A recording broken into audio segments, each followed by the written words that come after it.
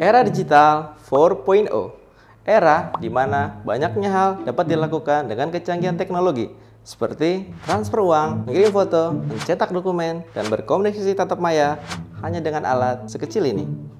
Kecanggihan teknologi ini harus dikuasai untuk mempermudah, mengefisienkan waktu, bekerja, dan belajar. Pada zaman dahulu, ketika kita berkomunikasi dengan orang-orang yang jauh dengan menggunakan surat, kita harus menunggu berhari-hari, bahkan berminggu-minggu untuk mendapatkan balasan. Zaman sekarang, hanya dengan sekali.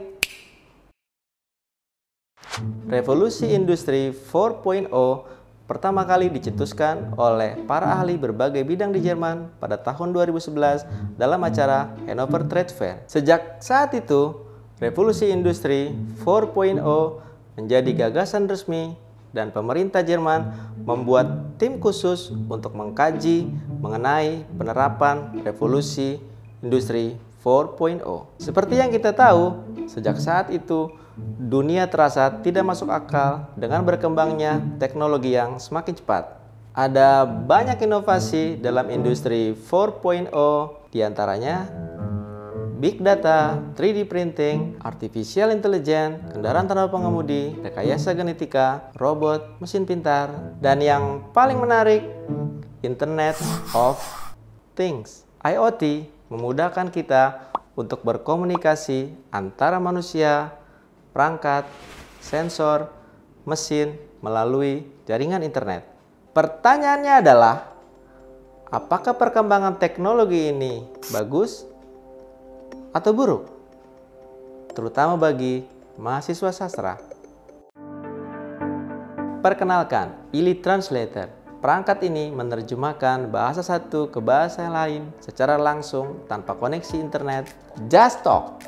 Dengan perangkat ini, kita dapat survive di suatu negara tanpa harus menguasai bahasa negara tersebut. Dari memesan taksi, sampai memesan makanan di restoran. Dan alat ini menurut orang Jepang cukup akurat dalam menerjemahkan ke bahasa Jepang. I would say translator is better than Google. Seakan-akan kita tidak perlu lagi belajar bahasa asing. Kenyataannya, banyak sekolah-sekolah internasional yang memaksa kita untuk menguasai bahasa asing, setidaknya bahasa Inggris. Kemudian, adanya tuntutan dosen untuk mempublikasikan karya-karya ilmiahnya ke tingkat internasional.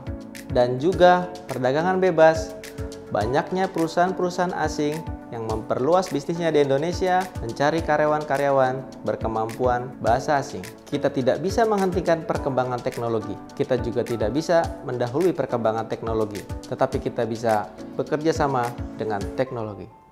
Dia adalah Vicky Naki. Hai. Hello. Belakangan ini, YouTuber dan influencer asal Indonesia ini melambung namanya karena kontennya I am from Indonesia. yang membuat orang kagum karena kemampuannya menguasai beberapa bahasa asing melalui platform Ome TV. Ya, you blue rasi.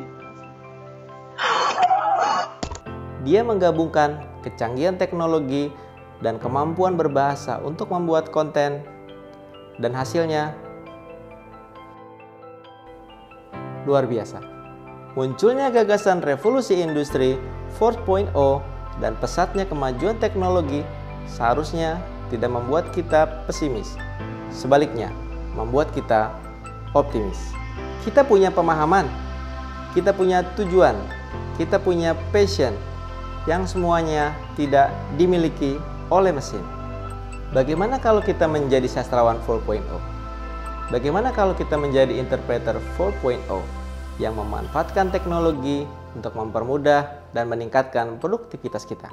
Bagaimana kalau kita menjadi ahli bahasa 4.0 yang memanfaatkan platform yang ada di internet untuk berkarya atau bahkan mengajar? Bagaimana kalau kita menjadi mahasiswa sastra 4.0 yang melihat era digital yang baru ini sebagai peluang untuk mencapai kesuksesan yang baru? Thank you for watching. Go Secho. Arigatou gozaimashita.